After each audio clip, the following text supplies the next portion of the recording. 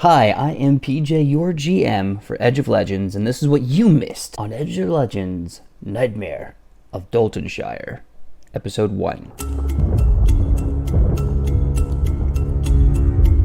The Order of the Compass Rose has reached out across the many multiverses and dimensions and found their contemporaries, the Pathfinder Society. In an attempt to create a bond between the two organizations, both decide to make a charter across their dimensions by finding one of their world's secrets. After months of research, the Compass Rose finds a city hidden in plain sight, lost to the world for 100 years more. The city of Doltonshire. 16 members get into their coach and arrive at a gray and blustery day. Upon crossing the Iron Gate threshold of the town and rambling down to the Fisher City, they are met by the mayor of Doltonshire, Helena Dolton IV. She informs the Compass Rose that the city is in preparations for a holiday, Blessings Day. The mayor explains that Blessing Day, the celebration of the town that they are having, is where they give thanks for all the blessings that has been given back to them. When asked by the players who their gods were that gave them such blessings, or who they might worship, the town awkwardly deflects, saying,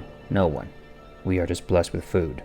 The members of the Compass Rose begin their investigation of this best-kept secret town, the same way all adventurers begin their investigations, by looking for a tavern. They find an open-air tavern preparing for the festival and help themselves the hospitality of the people of the town. They engage in ale, water, bread, cheese, and some of the freshest seafood caught that day. After a while of asking questions and bothering some of the local fishermen and eating, more of the food, they start to feel a great unease. A terrible stabbing sensation in their stomach tells them that in some confusing way, all of the food has done nothing for their hunger. The group summoner oracle, Laszlo, fights his hunger pain as he reads the aura of the food and finds that it is indeed brimming with occult magic. The Compass Rose realizes that the food is suspect and that something is amiss in this town. As suspicion and hunger pangs grow, the group decides to question the mayor, Helena Dolton IV. So they put their heads together and decide the best way to find her is in her office at the library and registry. The traveling through the narrow stony roads of Doltonshire's Bay City proves to be difficult, and the party of the Compass Rose arrive at the library, not knowing that they have lost Tico, the Kobold Alchemist. Tico finds himself down a crooked, narrow stone alley where a body slaps down against the stones and is dragged around the corner. Being compelled by the violence, he goes to look at the body and loses consciousness, succumbing to the starvation that racks his mind. When he comes to, everything is dark, wet, moving all around him until he realizes that something has engulfed his head. He can feel teeth around his neck and lips around his skull, and the face of a human impossibly stretched over him. Tico struggles and fights, but he can't wrench the mouth off until... crack! Tico's head is severed from his body and is swallowed by a fleeing enemy. Tico is dead. Meanwhile, the Compass Rose arrives to a dusty and long-abandoned library.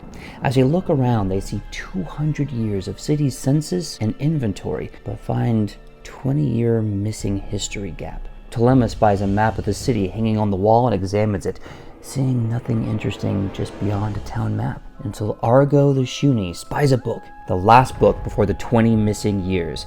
In it, written in the far back, is a note. The town some 50 years ago. They were starving, people were dying, and all of Doltonshire was on the brink of devastation. Argo slams it on a nearby table to share with the group, but off in the distance, the map shifts, exposing the backside. The back has furious scribbles from Helena Dolton II. She begs for mercy as her city crumbles all around her, repeating as if pleading her case that her and her people are hungry, so hungry, starving, death. And in that starvation they reached out and they did something desperate, so they may never go hungry again. Looking further into the writing, Telema sees faint markings like a watermarking of a man stretched into four corners of his skin, flayed in a circle of daggers surrounding him like a mouth and teeth. Madness grips her as she obsesses over the symbol, and her hunger pangs become so maddeningly powerful that she grips her throat and collapses. Soon they find the map is made of human flesh and the writing, dried blood. And Telema suffers in her starving agony. The Compass Rose decides to feed her a slice of the map. flesh makes her feel so alive. Now that the Compass Rose has seen the map and read its words, they know it's time to find the mayor, no matter what. They move back into the city looking for the mayor, seeing that the town's tone has shifted drastically. A large open pit is now ablaze. Children are no longer working on the festival, but playing a game with red, rusty horse hooves. The fishermen of the city seem to be dumping something into the sea. Fish, guts, chum, and then, what was that? The unmistakable form of a headless kobold alchemist. Followed by the half-eaten corpse of the driver of the carriage. Laszlo looks out to the sea and sees a vision of an eelfish growing to the size of a mountain, its mouth blocking out the sun and begging to swallow the town whole. And when Laszlo awakens, he is terrified by one name, Zog, the father of the meat. His hunger never weakens. As Laszlo shakes in terror, he says this name, and thus the madness spreads. The village has found that their secret has been exposed. Their jawbones break, pop, and their skin stretches like cheap leather. Their hands turn to claws as they draw their skinning knives. The horde now hungers for meat. The Compass Rose tries to fight them off, but they cannot escape as their horse and carriage was found devoured and shattered. Telema pulls out her 2 tridents and proceeds to create a front line with Argo. As they swing with their sword, the pug howls and opens the gate of battle. The city, now the horde of Zog, hunger greatly. They stampede on the Compass Rose and screaming their cry of hunger. As their cries carry echoes in the stomach of Telema and Argo, and they succumb to the madness of hunger and join the horde. Deirdre and Laszlo flee as the horde chases them up a rocky hillside of the town. They flee to the city main, seeing a chance at escaping from this horror.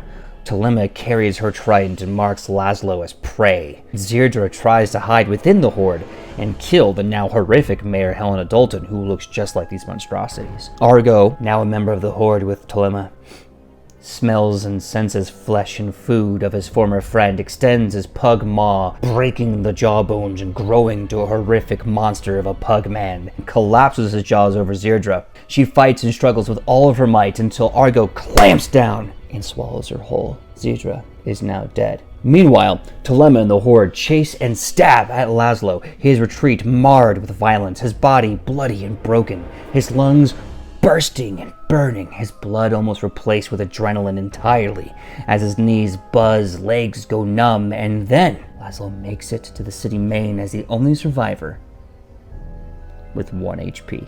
The town screams and cries that their food is gone. Tico and Deirdre were eaten. Telema and Argo forever lost the madness.